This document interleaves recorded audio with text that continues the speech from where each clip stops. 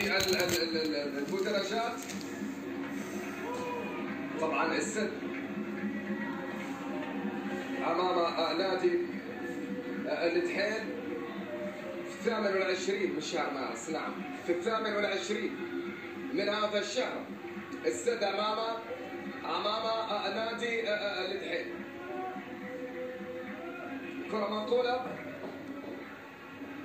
وصلت الكرة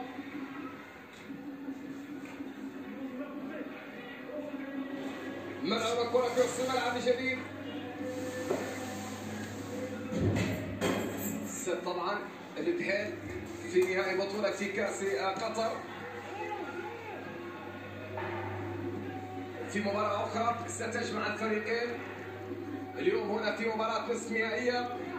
كرة منقولة في وسط الميدان، تمريرة إلى الخلف، تعود من جديد. خوخي ينقل الكرة، عودة إلى حارس المرمى سعد اليوم تألق في أكثر من كرة لمونتاري وكرة لأمام تأهيل. منقولة كرة في وسط الميدان عن طريق خوخي.